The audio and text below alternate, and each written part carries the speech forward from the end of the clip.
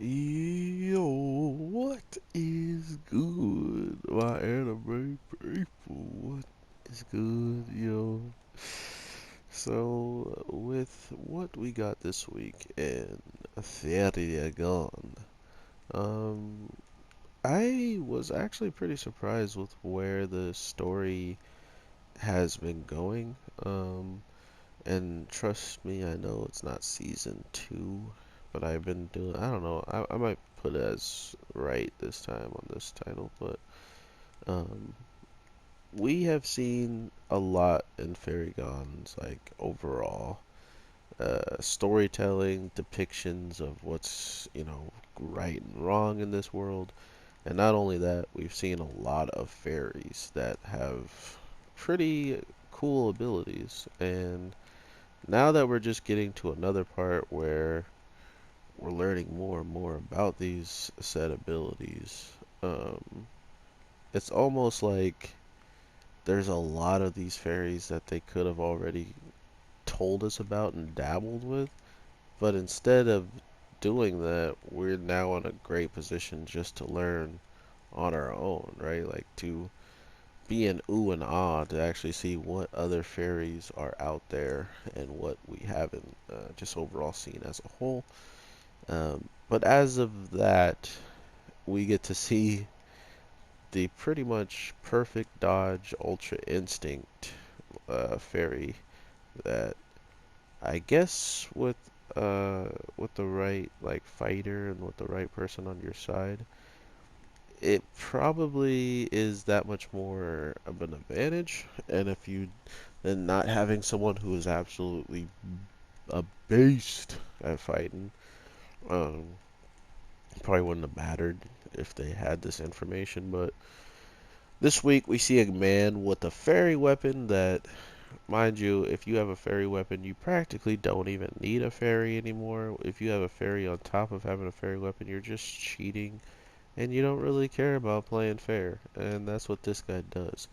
He has a fairy weapon sword where it can cut through the fairies, pretty much destroy them.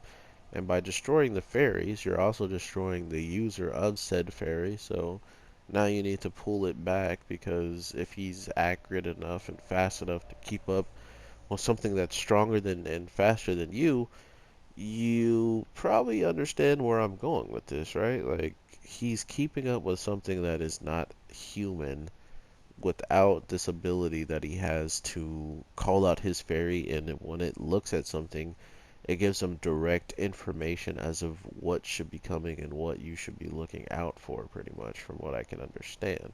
Um, and because of that, it leads to this question of how do you beat him? And my first thought was shoot the bat once it comes out. But then I was like, wait a minute, what if the bat can see the bullet just as good as he can see the fighting and just move out of the way? So that could be something he pulls off relatively the next time we see uh, this battle play out. But as a whole, this guy stole the show, man. This guy is not, he didn't steal the show, he is still stealing the show. He is running off with it, and we gotta catch him because he went from a nobody to all of a sudden the biggest and dopest, most feared character I've watched in this show already. And that's saying something with people who go out and sing and hum,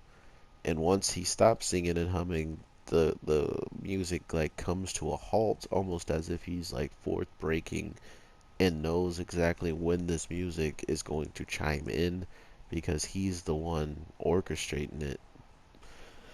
It was weird.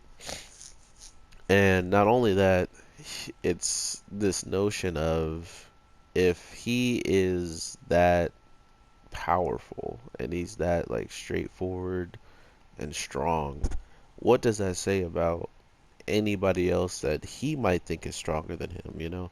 So with this ability, he's not stopped people who are very, very talented in fighting. He's taken zero damage. He's never actually been touched from what we have seen. So To think that he adds the fairy to his arsenal of helping him dodge and stuff just in those moments actually really puts into perspective how much of a challenge he might take some of these people for, or at least threats, you can say. Like, I'm not gonna chance it. I'm gonna pull out my fairy and pretty much be in the best position I can because you guys have any way, shape, or form of your fairies, or if you just give off the signs of being dangerous. So that was a really cool character to just throw at us. I really did enjoy watching him do exactly what he was doing and absolutely going in. Um, sure, he does do the most scummiest thing, and I called it. I called it too. Like, as soon as he's like, I'm gonna leave now, and you're the cops, and I have this black totem book that you guys want and everything, but I'm gonna get out. I'm gonna skedaddle. I'm like, what?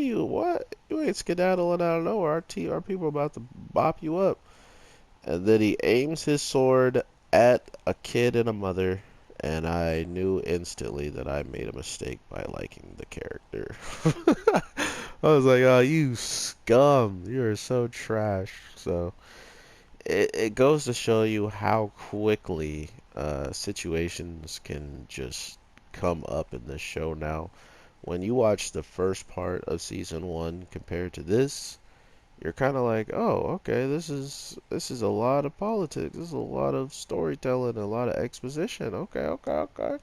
And then you come to this part two, and it's just like exposition, God, everybody must die, and just everybody getting slapped. So I truly, truly don't think there's much wrong with this show. I do feel like a lot of people dropped it prematurely. Like, there was a lot still to be told within the story, and people just kind of dropped it because either the CGI or the story wasn't for them, or whatever 18 reasons out there you could have to not watch it.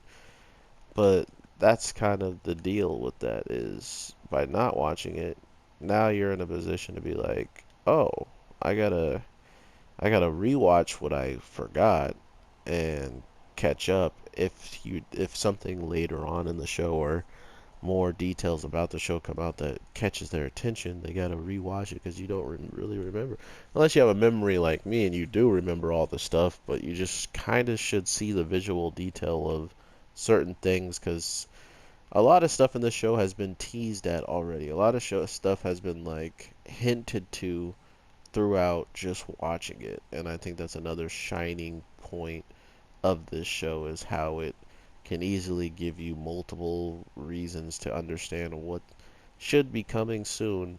Just like how the fairy weapons were so dominant, comparing them to just fairies in general. Like, if you have a fairy, but someone has a fairy weapon, you pretty much lose because they're probably talented enough to wield said fairy weapon enough to give you a run for your money. So that's kind of the cool thing that they've introduced throughout the show is, yes, there are these fairies that are ridiculously strong and unnatural, but there's also a weapon that's been created just for humans to fight those things, and not only fight them, can be used against humans twice as well.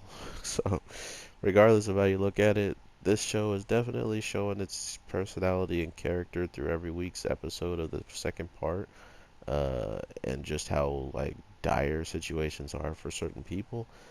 So I do love that aspect of the show, and I do hope to hear from you guys of what you guys are enjoying, what you guys are watching, and overall, if you guys are having an amazing day, night, evening. I hope it stays that way all this new week that we got going on. Happy Monday, and I will definitely talk to you guys in one more. So, with that being said, take care and peace.